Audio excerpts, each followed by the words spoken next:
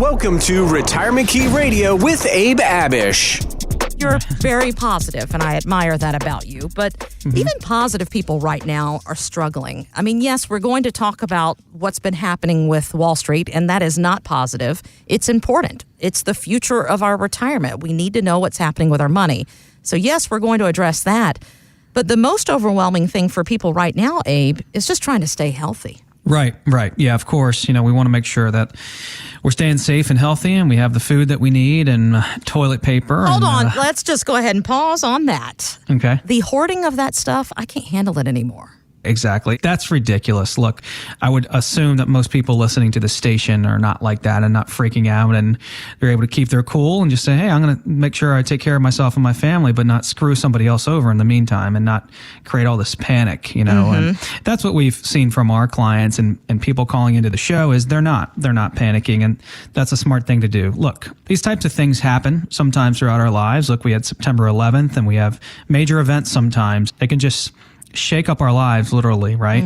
But at the end of the day, we'll be stronger as a people and as a country together if we all kind of band together and help each other out. And, the first thing I'm saying to people as they call in and we talk to them about their retirement is, hey, are you okay? Yeah. Do you have what you need? Because I'm willing to go pick things up for them.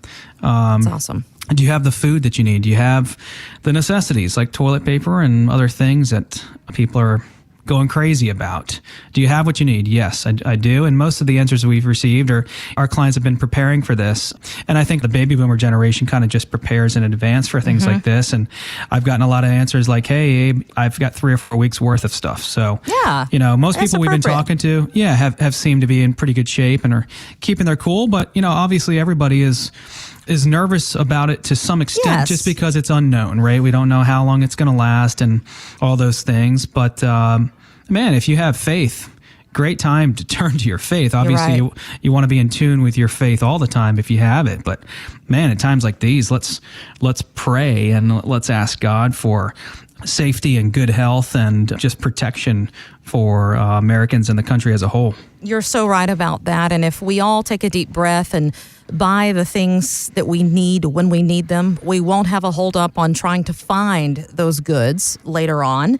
And everybody will be in this together. And I do want to bring up something that I'm proud to report. There was that guy in Tennessee that bought about 18,000 different bottles of hand sanitizer, and he was trying to price gouge them on Amazon. Well, Amazon caught on to him. Long story short, he's not allowed to do it anymore, thank goodness. And he's donated the remaining supplies with the help of some local churches in Tennessee to people that need them. Here's the thing. I can't find hand sanitizer for my parents who are at a high risk level. So this guy is bothering me. The good news is it all comes around. He may still face some charges for price gouging, which he should. But he gave everything back. Is that right? He donated what was most left. Of that? Yeah. What was left. So at least they're putting a stop to things like that. And that's what we need to keep in mind, because we live in a wonderful country and know that when things like this happen, we band together for a greater good. We're all in this together.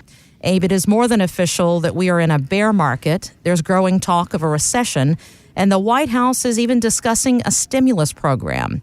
It's all starting to remind me of 2008. But there are other folks out there that say we can stop worrying because our current economic problems are very different from 2008 and the Great Recession. What are your thoughts on this? Because we keep getting alerts on our phone about Wall Street almost every day. Yeah, I think before this whole virus thing, well, this is pretty much the thing that set the market off. I think that was true. But man, Kristen, when people aren't flying and people aren't going to restaurants and sports leagues are shut down and Disney World is shut down and all these things, look, that's going to affect businesses and maybe way more so than we'll ever know or that we'll find out to be in the near future. I think it's going to cause a ripple effect. And, you start seeing things like, hey, the airlines are going to need a lot of help. And there are probably going to be some bailouts like we saw in 2008. But I think that could certainly cause a recession to happen if it's not already happening. So, man, I think things were looking fantastic, heading into the beginning of this year. But you know what? This is why our clients work with us, Kristen, and what we've kind of been preaching the last, 10 to 12 years is look at the last couple of years. The market's been fantastic. And, the S&P 500 was up 30% last year. And it took 12 months to get a 30% return in the S&P 500 and just 3 weeks to lose it all. Oh my gosh, I never really thought about it that way. Yeah, so as of last week, the S&P was down, it was either 20 to 26%, and it was up 30 last year. And what took a year to grow and get that type of return only took 3 weeks to lose. So this is why our clients work with us. This is why our clients value both growing their monies and protecting their monies, because they're so close to retirement or just entering into retirement. And the last thing you want to have happen with a good chunk of your money is this type of volatility, especially when you need some of your portfolio to generate income in retirement for yourself, to sit on top of Social Security or a pension. You can't be messing around with volatility when it comes to your retirement income. Now, your long-term growth funds that are there for your riskier funds that you have in the market that are there for more long-term growth, fine, even though it's a little hard to swallow when the indexes are down 20 to 30%. But if we can have more of a long-term horizon on those funds and set aside funds we need for more conservative investing as far as our income goes, that's a better way to approach things, we feel. And so it reminds me of a lady that we just helped out here right in the middle of all this chaos in the market and with this virus. And, we always ask somebody and couples, hey, what is your risk tolerance on a scale of 1 to 10, with 1 being super conservative, you don't want to lose anything at all, and 10 being super aggressive and risky? Where are you? It's kind of like the pain scale they do at a doctor when you're going through something. And what we heard from this lady and what we're hearing from a lot of people lately is, well, I was more aggressive. I was able to handle more risk until I just lost 20, 25, 30%. And so she mentioned she was a 3 to 4 on the scale of 1 to 10, which means you are definitely conservative, and a 1 to 2 would be just very conservative. Well, she's 62. She's single. She lives in Manassas. She's going to be retiring in 4 to 5 years, 66, 67. She's going to wait to take Social Security until that age. And she has about $750,000, or had about $750,000 invested in the market. And what we found is that she was taking way more risk than what her risk tolerance actually is, right? If you're a 3 to 4 on the scale, well, you shouldn't have more than 60% of your money in stocks. I mean, that would just... It doesn't really make sense with the risk that she's looking for. Exactly. If you've got 60% of your money invested in stocks, maybe you're more of like a 5, 6, or 7. All right. Okay. If you've got 90% of your money in stocks, you're definitely up there on the scale, an 8 or a 9, and maybe even close to a 10. And if you've got all your money in CDs, if you've got all your money in the G fund and the TSP, all of your money in the money markets or treasuries, then you're definitely way down there on the 1 to 2 of the scale. But she said she's a 3 to 4, but her investments didn't match up with her risk tolerance. And I said, you know what? We've got to reduce risk here because these two things aren't matching up. You've got about 5 years or less till you retire, and we don't want to waste 3 or 4 years like we did after 2008 just to recoup the losses from this year. That would be silly. Right? Wouldn't it be better to lose nothing on some of your portfolio and earn a steady potential 3, 4, 5, maybe 6% on some of that money than to be backwards 20, 30, 40? Man, 0 or a 1 to 2 on a CD even right now is looking pretty attractive. Yeah, interest rates, they keep going lower and lower. Yep. So another thing is with this lady is she works at an assisted living facility. Oh, wow. She's single. Okay, she's in pretty good health. She's 62. Her mom lives in PA in the Pittsburgh area, and her mom is 93, turning 94. So this lady, being in the long-term care business, is definitely concerned with that. Well, it's top of mind. And she's got long life in her family. Her mom's almost 94, and she's healthy and 62 and female, which the chances, well, statistics would say, this woman is probably going to live into her late 80s or even 90s. And so long-term care was also a concern of hers, in addition to making sure her investments are in the right place from here on out.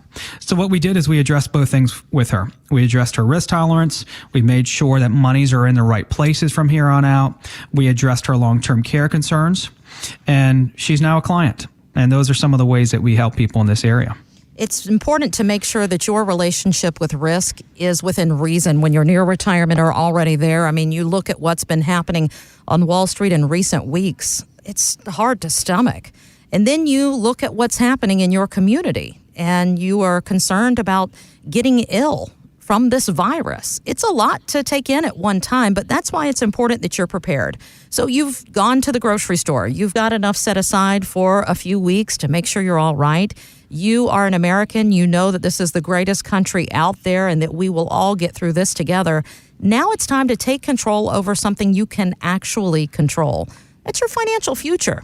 Here's the thing. Abe and the team realize that there's nothing more important than the health and safety of your family, but they want you to know that they are here to be a resource in this time if while you're at home, getting cabin fever, I assume, need some insight about your retirement and you're concerned about what's happening on Wall Street.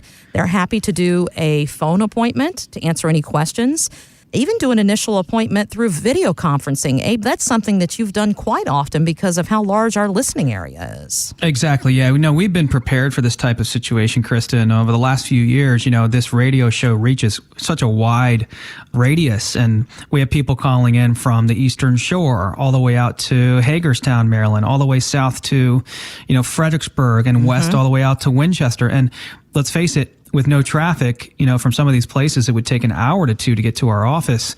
Some people are able to make that happen, and we love seeing people in person, and that's the best thing. Of course. If we can make that happen. But technology is powerful, and it's very easy for us to get on the phones and sync into a Zoom or a Join.me type of web conference to not only talk together, but share the entire income plans and proposals and recommendations we have for our clients. Very easy to do. Find out more at retirementkeyradio.com. Financial professionals are not licensed in all 50 states. To find out if Abraham Abish is licensed in your state, please call 571-577-9968. Abish Financial Services is not affiliated with nor endorsed by the Social Security Administration or any other government agency and does not provide legal or tax advice. Annuity guarantees rely solely on the financial strength and claims-paying ability of the issuing insurance company. By contacting us, you may be provided with information about insurance and annuity products offered through Abraham Abish, NPM number 770-3575.